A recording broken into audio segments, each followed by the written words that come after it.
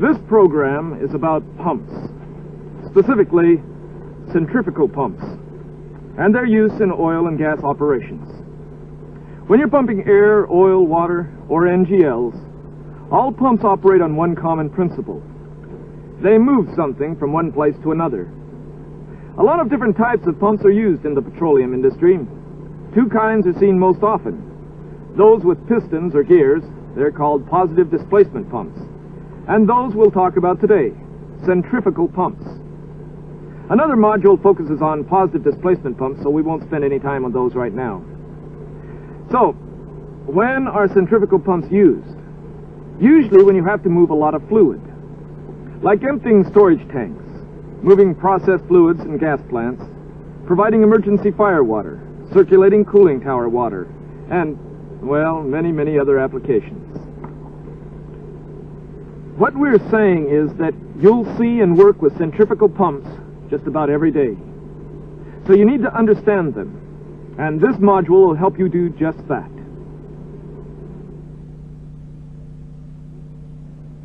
This is the first section of a 4-section module on centrifugal pump principles.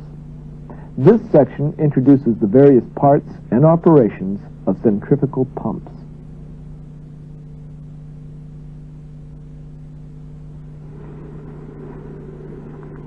Why are centrifugal pumps used so much? Because they're versatile, simple in construction, and relatively inexpensive to buy. They're also easier and less expensive to operate, maintain, and repair. But just what is a centrifugal pump? Let's start by looking at its primary components. When we break it down, we see that a centrifugal pump is actually quite simple, with only 6 main parts. These are the casing, the impeller, the shaft, the coupling, the bearings, and the seals, or packing. Let's look first at the casing. It's the biggest and most obvious part. Its main job is to house and protect the pump parts inside. It can be made from cast iron, steel, bronze, or even special materials, if that's what the job calls for. This is the impeller. It's the part of the centrifugal pump that imparts energy to whatever fluid's being pumped. The impeller is tightly attached to the shaft and rotates at the shaft speed. Impellers can be made from different materials, most commonly cast iron. When corrosive fluids are being pumped, impellers are most often made of stainless steel, plastic, or some special material. This is the shaft. It's connected to a driver, which might be an electric motor, an engine, or a steam turbine. The shaft turns the impeller. Steel is the most common material for shafts.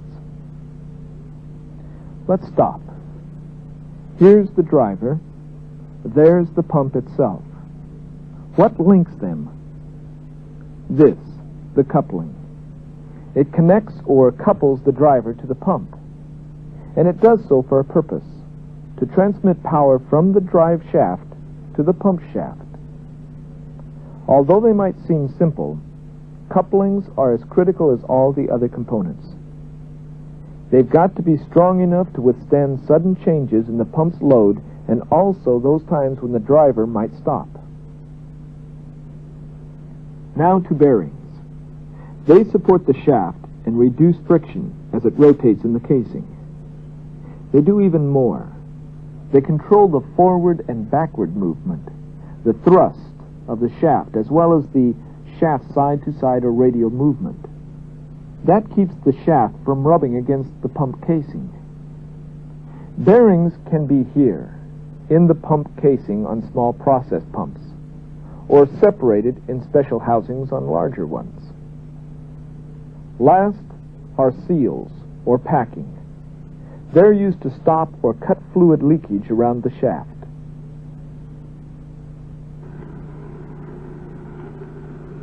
That's how a centrifugal pump's built. Now let's see how it works. Centrifugal force is the key. It's that force that tends to move an object away from the center of rotation. Sound too theoretical? A common example will show that you already understand the principle. The example, children riding a merry-go-round. They spin, and children move outward. And as they do, they're subjected to a lot stronger outward force that tends to force them off the ride. That outward movement is called centrifugal. How does this relate to centrifugal pumps? In this way. When a centrifugal pump is working, the impeller rotates. Its blades stir the fluid, making that fluid rotate with the impeller itself. It's like a mini hurricane. The circular motion generates enough force to move the fluid away from the center of the impeller to the tips of the impeller blades. The movement of the fluid to the outside edge of the impeller creates a suction at the eye of the impeller that draws more fluid into the pump. If we look at the movement of an impeller, we note that the outside edge of the impeller travels faster than the inside center. So, to stay up with the impeller, the fluid has to move faster as it moves outward. That increases the energy of the fluid. The fluid leaves the outside edge of the impeller. As it does, what happens? It enters a specially designed area of the casing known as the volute. The volute is wider at the discharge nozzle than where the fluid leaves the impeller. There's more space, which causes the fluid to slow down. Its velocity decreases. The fluid gives up some of its energy. But that's not all. Energy just doesn't disappear. It's converted into pressure. And that pressure forces the fluid out of the discharge nozzle. The fluid leaves the pump at a higher pressure than when it enters. So what does all this mean? Centrifugal pumps move fluids by increasing fluid pressure through centrifugal force. This concludes section 1. Stop the tape now and refer to your student manual. There you'll find additional information and a review. View this section of tape again if you'd like. And when you feel you're ready, just start the tape again and we'll go on to section 2.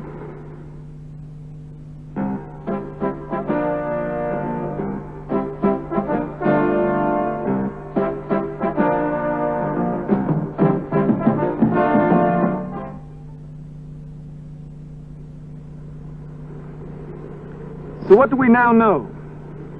The major parts of a centrifugal pump and how the pump itself basically works. In this section, we'll learn more about the external components and what they do.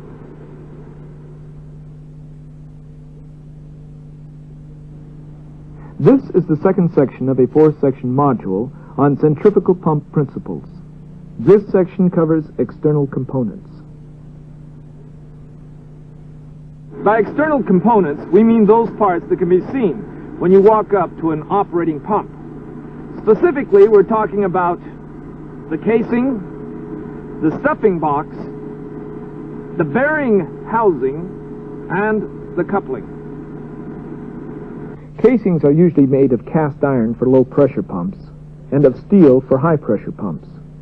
Steel or cast iron casings serve 3 primary purposes. They house the internal parts, keeping them in the proper position and protecting them as well. They confine the fluid being pumped and direct its flow. And finally, they form the volute and connection points for suction and discharge piping. Pump casings have 2 designs, solid or split.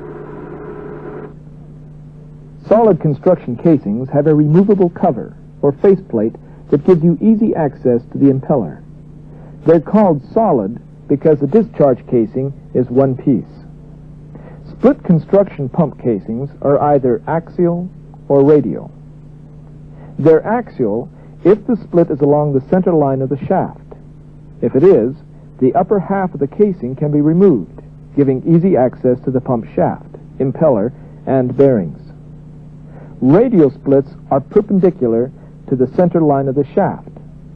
The advantage of this design is that the casing can be made up in segments and bolted together to form one pump. With some larger centrifugal pumps, there's a gland sealing line that supplies sealing fluid to the packing in the stuffing box. Most often, the sealing line delivers fluid to the stuffing box from the upper casing. Sometimes, though, the sealing fluid may come from an external source, particularly if the pump is pumping a corrosive or abrasive substance. There's another difference on larger centrifugal pumps. The external section of the lower casing half may form a small open well to catch fluid leakage. There is a pipe called a slop drain at the bottom of this well. Leakage can be drained through this pipe. Now let's take a look at the stuffing box. It holds the packing gland. That gland, in turn, is designed to regulate fluid leakage around the shaft. We'll talk more about pump packing in the next section. A gland follower is also found with the stuffing box. Basically, it's a bushing designed to hold and compress the packing gland in the stuffing box. Bolts usually hold gland followers in place. They're also used to adjust the gland follower's position. These are bearing housings. They support and protect bearings. There are different types of bearings. We'll look at them and their purposes in the section 3. Right here, next to the bearing housing, are flinger rings, or shields. They're attached to the pump shaft and fling fluid leakage from the packing gland away from the pump shaft. That keeps the fluid from leaking into the bearings. You already know that on most centrifugal pumps, couplings join the shafts of the driver and the pump. They have to be flexible enough to handle misalignments between the shafts, as well as changes in the driver's speed. Alignment of both shafts is critical for good, smooth operation of the pump as a whole. If they're not aligned correctly, the shafts and other pump parts will vibrate. If that vibration gets serious, it can put enough pressure on the shafts and couplings to break them. Vibration can do other damage too. It can cause bearings to wear, internal parts to rub, and impellers to become unbalanced. Now this is just to name a few of the problems. When any of these occur, we've got downtime and equipment that needs to be repaired.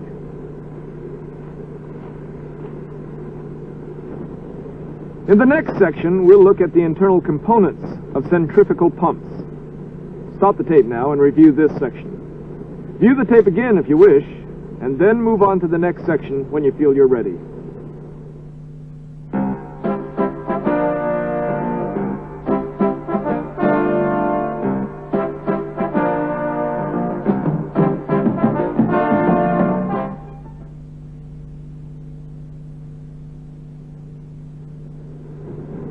We now know centrifugal pumps from the outside. In this section, we'll look at them from the inside and focus on internal components. This is the third section of a 4-section module on centrifugal pump principles. This section covers internal components. External components are visible. Internal ones aren't until the pump is drained and disassembled. Centrifugal pumps have 6 main internal components: the pump shaft, the impeller,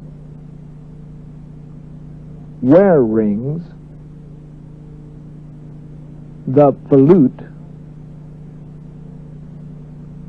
packing or mechanical seals, and bearings.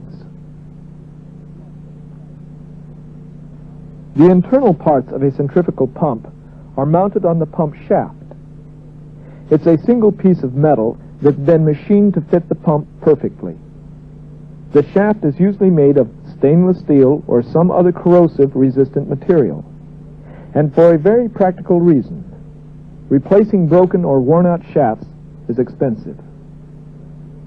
Some pumps have a shaft sleeve, or metal cylinder that fits over the shaft and protects it from damage. it's easier and cheaper to replace this sleeve than the shaft itself.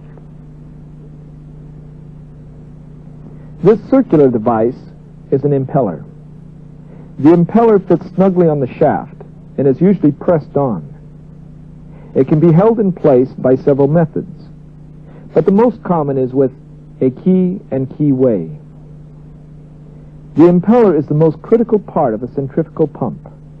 Why? Because its size and shape and the speed at which it turns determine pump capacity. There are three types of impellers: open, semi-open, and closed. Open impellers basically are vanes mounted on a shaft with just enough backing or shroud to keep the vanes rigid. Semi-open impellers are completely covered on one side of the vanes. Closed impellers have shrouds covering both sides of the vanes. They also have a central hole or eye on one or both sides. That hole lets fluid enter the impeller. Impellers are also classified as single or double suction. With single suction impellers, fluid can enter only one of the impeller's sides. That can cause problems such as imbalancing thrusts in the direction of the suction. In high volume or high discharge pressure pumps, that problem can be serious. It's resolved by using a double suction impeller.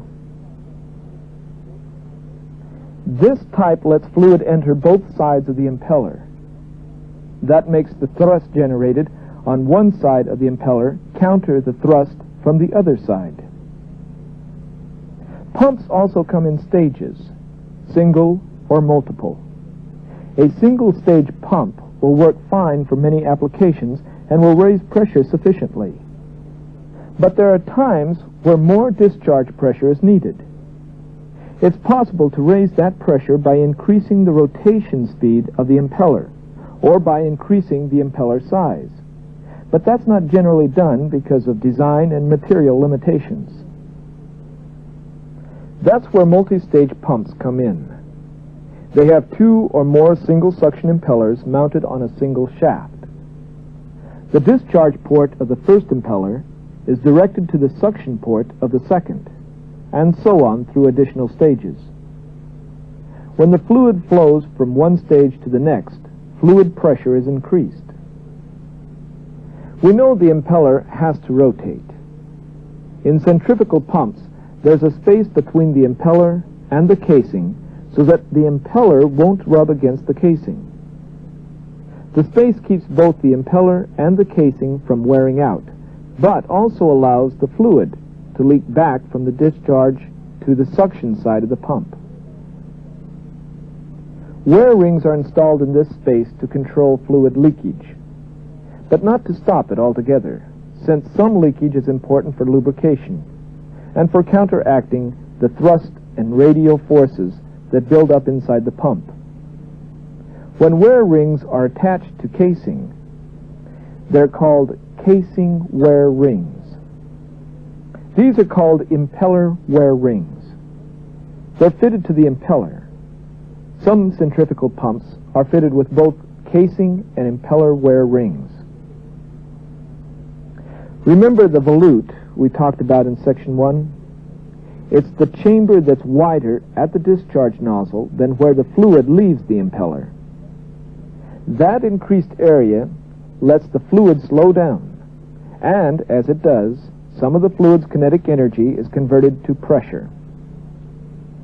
Volute casings are either single or double. In the single type, the impeller and the volute are offset from each other to give room for the increasing size of the volute.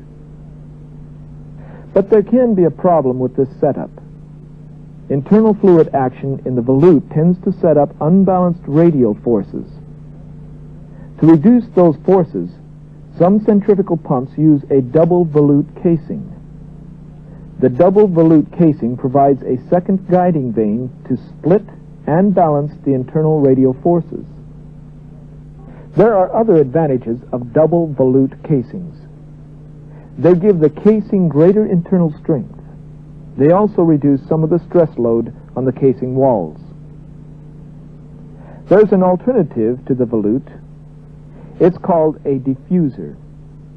It too has a chamber, but its chamber doesn't increase in size the same way a volute does. Instead, there's a series of stationary vanes that are arranged around the impeller and direct the fluid outward from the impeller. The diffuser's vanes are further apart at their outermost point than at the edge of the impeller, so they create a series of widening chambers that function as a volute does in converting kinetic energy to pressure. We've already seen a lot in this section. We'll examine packing and mechanical seals along with bearings before we take our next break. What's the purpose of packing? Simply to minimize leakage along the pump shaft. It does that by sealing the clearance space between the shaft and the casing. A throat bushing keeps the gland follower from forcing the packing into the eye of the impeller. Packing is soft and pliable, usually made of cotton, asbestos, or flax. It's woven or braided into a continuous square-shaped strand. Generally, it's coated with graphite or Teflon for lubrication, and since it's softer than the shaft, there's no damage to the shaft when it rubs against the packing. Still, additional lubrication is needed to cut friction to a minimum. Some fluid leaks out of the stuffing box. That's normal, and even good, because it provides more lubrication between the shaft and packing. Lantern rings are sometimes used to pressure lubricate the packing. These perforated metal rings are located between layers of packing in the stuffing box. They allow additional fluid from the gland sealing line to be injected into the stuffing box. That helps lubricate the packing. Look closely and you'll see that this piece called a gland follower fits into the open end of the stuffing box. It holds the packing and lantern ring in place against the throat bushing.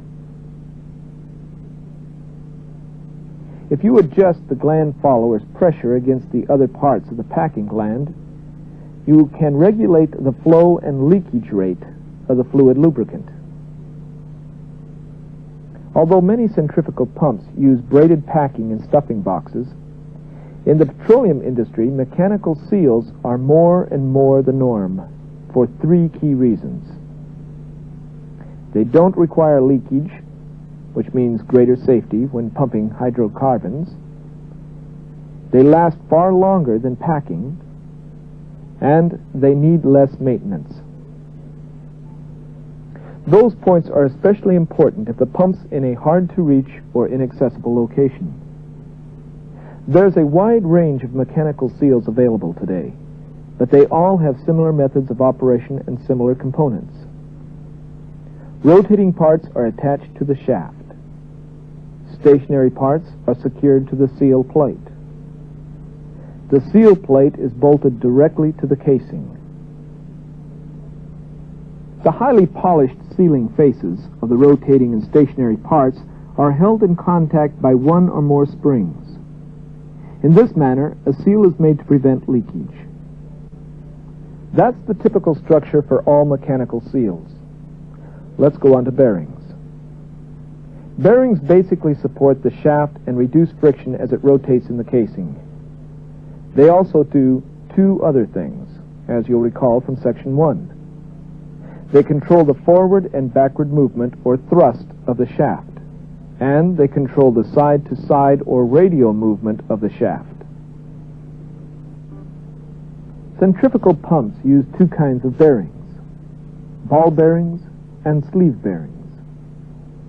Inside this circular ring are smooth metal balls that are free to roll as the shaft rotates. These are ball bearings. They're usually lubricated with oil or grease. The sleeve type is stationary. It's made of smooth metal cylinders in which the shaft rotates. sleeve bearings are lubricated and cooled by a thin film of oil between the bearing surface and the shaft. That oil is brought to the sleeve by a ring oiler, or under pressure from a lube oil pump. The ring oiler transfers oil from an oil reservoir to the pump shaft and the sleeve bearings. It's critical to lubricate bearings properly. Without adequate lubrication, bearings will overheat, rust, or corrode, and sooner or later cause the shaft to seize or stop. Centrifugal pumps can get hot, especially large pumps or those moving high-temperature fluids. Excess heat is most damaging to bearings and packing glands.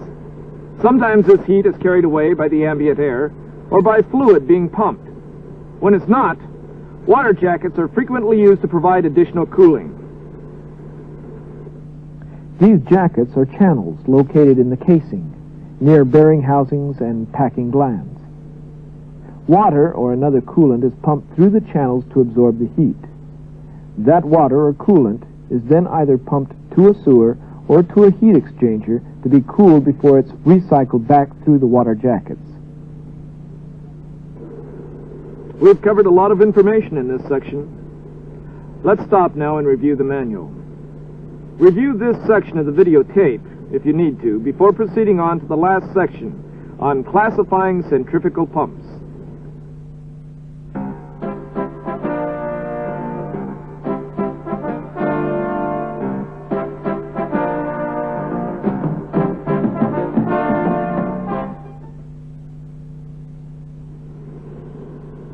You should feel pretty confident about centrifugal pumps now. You know a lot about both external and internal components and have a good sense of their basic functions. Let's keep building on that knowledge. And in this section, look at how centrifugal pumps are classified.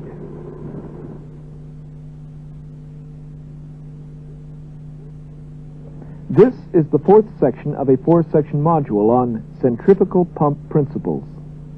This section covers classification of centrifugal pumps.